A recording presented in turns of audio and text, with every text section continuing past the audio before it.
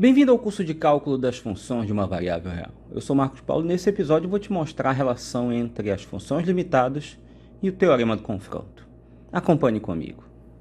Uma função real f é limitada dentro de um conjunto A do domínio de f se for possível encontrar um número real m maior que zero que obedeça essa condição. Módulo de f de x é menor do que ou igual a m para todo x dentro desse conjunto A. Então, geometricamente, uma função f é limitada quando o seu gráfico fica preso entre as retas de s de x igual a menos m e t de x igual a m, duas funções constantes. E uma consequência dessa definição é que existem m1 e m2, números reais, de modo que f de x, o valor de f, fica preso entre m1 e m2 para todo x pertencente ao conjunto A. Então, o nosso menos m aqui faria o papel do m1 e o m faria o papel do m2.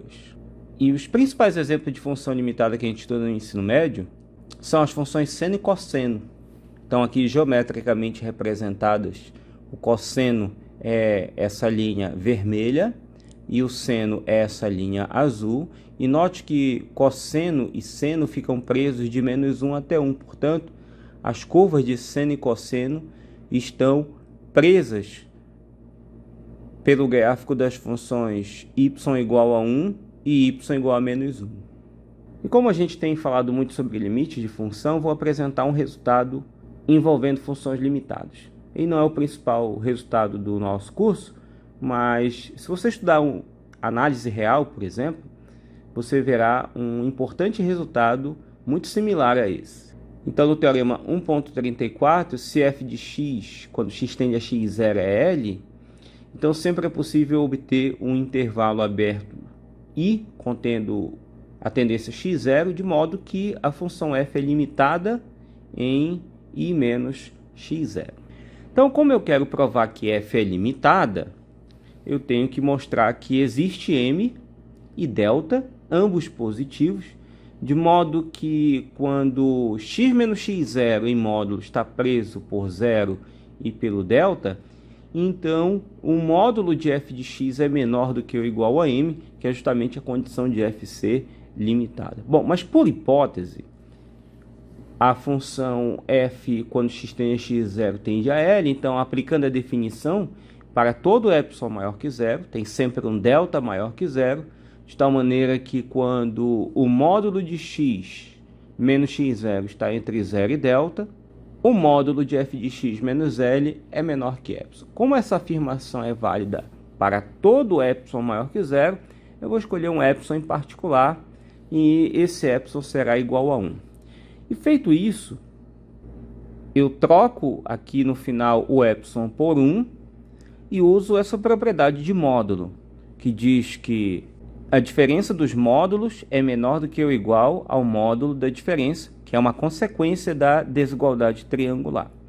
E agora eu vou encaixar essa propriedade aqui na parte final, de onde abrimos a definição do limite de f, ficando módulo de f de x menos módulo de L menor do que ou igual ao módulo da diferença, que é menor que 1. E agora eu vou considerar apenas o primeiro e último termos da desigualdade simultânea, ficando com módulo de f de x menos módulo de L menor do que ou igual a 1, e somando membro a membro com módulo de L, dá módulo de f de x menor do que ou igual a 1 mais o módulo de L. Ora, 1 é positivo, módulo de L pode ser positivo ou zero, mas somado com 1, então isso pode ser o nosso m, que limita a função f, e portanto f é limitada.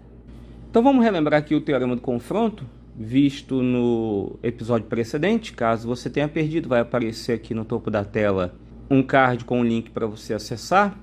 Se limite de g de x quando x tende a x0 e o limite de h de x quando x tende a x0 é o mesmo número L, e f é uma função tal que g é menor do que ou igual a f, que é menor do que ou igual a h, para todo x pertencente a um intervalo i menos x0, onde x0 também está dentro de i. Então, o limite de f, quando x tende a x0, é o mesmo número L.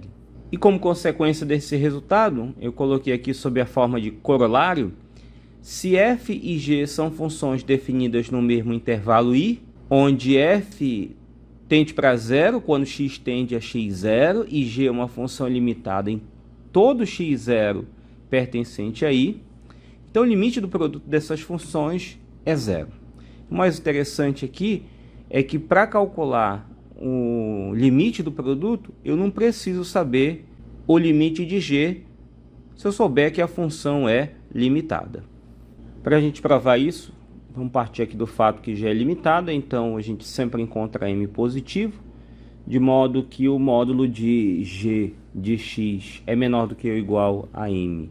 E como a gente quer provar que o limite do produto dá zero, então a gente tem que trabalhar com o módulo do produto.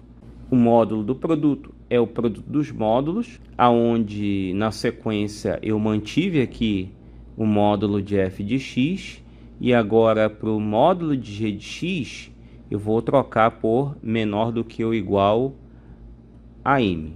Então, trabalhando aqui com a primeira e a última parte, nós temos módulo de f vezes g menor do que ou igual a módulo de f vezes m. E eu vou abrir a definição, na verdade a propriedade de módulo, ficando com menos módulo de f de x vezes m menor do que ou igual a f vezes g menor do que ou igual a módulo de f vezes m. E agora eu vou tentar calcular o limite do produto de menos e mais módulo de f de x vezes m. Se eu encontrar o mesmo resultado, então eu entro com o teorema do confronto. E aí eu vou fazer um cálculo simultâneo aqui para x tendendo a x0. Lembre que mais e menos m é constante, então pode pular para fora. E aí a gente fica com mais e menos m vezes o módulo de f de x para x tendendo a x0. E eu vou entrar com o lema 1, que foi esse aqui que nós provamos quando estabelecemos as propriedades operatórias de limite. Vou colocar aqui também o link no card para você acessar se tiver perdido. Segundo o lema 1, o limite de f de x é igual a L implica que o limite de f de x menos L é igual a zero. Na realidade, não implica, eles são equivalentes. Então, como que eu vou aplicar esse resultado? Por hipótese, o nosso L do lema 1 aqui é zero. Então, zero aqui, com esse zero daqui, ficaria apenas módulo de f de x. E aí eu passaria outro módulo, ficando módulo do módulo de f de x. E essa última afirmação ficaria, portanto, módulo de f de x tendendo a zero. Então, já que o módulo de f de x tende a zero quando x tende a x0, esse zero vezes mais e menos m dá zero, e concluímos então que o limite dessas duas dá zero, e pelo teorema do confronto, o limite do produto também é zero. E agora vamos resolver dois exercícios de aplicação desse resultado. No primeiro a gente vai calcular o limite de x ao quadrado vezes a função d de x, para x tendendo a zero. D de x aqui é a função de R em R, definida pela lei 1 se o x for racional e 0 se o x for irracional. Essa função recebe o nome de função de Dirichlet. Então, pelo corolário, a gente não precisa saber o limite das duas. Basta saber que uma delas tende para zero e que a outra é limitada. Mas vamos supor que a gente queira calcular o limite da função d. E por isso eu vou chamar esse limite de L. Então, aplicando a definição de limite, dado qualquer epsilon maior que zero, em particular eu tomando aí epsilon igual a meio, é sempre possível exibir um delta positivo, de tal maneira que o módulo de x menos x0 está entre 0 e delta. E isso implica que a função de Dirichlet, menos L em módulo, é menor que meio.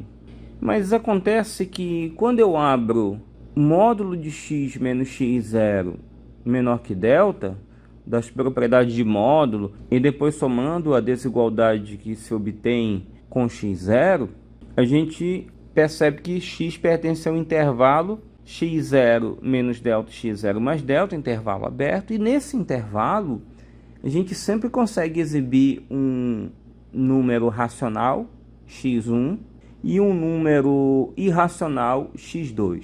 Agora, quando eu calculo a imagem do x1 na função de Dirichlet, a imagem é 1, e calculando a imagem de x2, o resultado é 0. E aí eu vou levar esses números aqui, um de cada vez. E por isso, obtemos as desigualdades. 1 menos L menor que meio e 0 menos L menor que meio.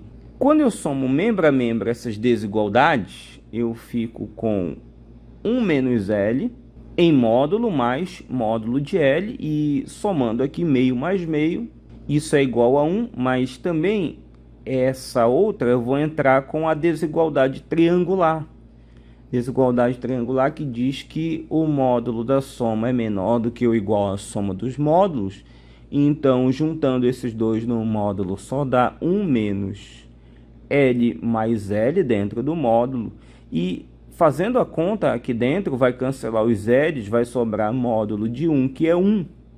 E esse 1 também aparece bem aqui. Então, a gente obtém como resultado 1 menor do que 1. E claramente isso é uma contradição. Então, a gente não pode usar o limite do produto aqui, como a gente viu no começo do nosso estudo sobre limite, porque simplesmente não existe limite para a função de Dirichlet, qualquer que seja o x0. Mas olhando aqui para a função d, que só assume os valores 0 e 1, fica claro que a função d é limitada por 1. E o limite de x ao quadrado quando x tende a 0 é 0, por causa dos limites da função polinomial. Lembra dos limites da função polinomial? Vai aparecer aqui o card com o link para você acessar. Então a gente está em condições de aplicar o corolário, porque temos uma função que tende para 0 e uma função limitada, e por isso o limite do produto dá 0. Para finalizar, no exemplo 1.36, vamos considerar a função f, definida por duas sentenças, x ao quadrado vezes seno de 1 sobre x, quando x é diferente de 0, e 0 quando x é igual a 0. E vamos calcular o limite para x tendendo a x0 da fração f de x menos f de 0 dividido por x menos 0. Então, em f de x, eu vou trocar por x ao quadrado vezes 1 sobre seno, e f de 0 eu troco por 0. Daí fica na fração x ao quadrado seno de 1 sobre x menos 0, dividido por x menos 0. É lógico que esses menos zeros que aparecem em cima e embaixo podem sair da fração, e após isso eu divido x ao quadrado por x, resultando em limite para x tendendo a 0 de x seno de 1 sobre x. Então nós temos aqui a função identidade, que tende para 0 quando x tende a 0, e a função seno, que, como eu falei para vocês no começo, é sempre limitada por 1. Então, e não importa qual é o arco que aparece aqui, pode ser x, pode ser 18x, pode ser raiz quadrada de x, ou como no exemplo que nós estamos vendo, que é 1 sobre x, o módulo do seno é sempre menor do que ou igual a 1. Então nós temos uma função tendendo a 0 e uma função limitada. Portanto, pelo corolário do teorema do confronto, o limite de f de x menos f de 0 dividido por x menos 0 quando x tende a 0 também é 0. Beleza?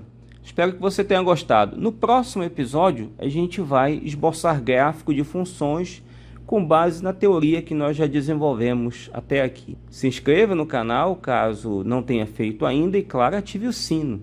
Traga seus amigos para estudar aqui conosco, e se você tiver alguma dúvida, deixe aí nos comentários se você gostou da aula ou algum exercício que você gostaria que eu resolvesse. Até a próxima aula, eu fico por aqui e bons estudos!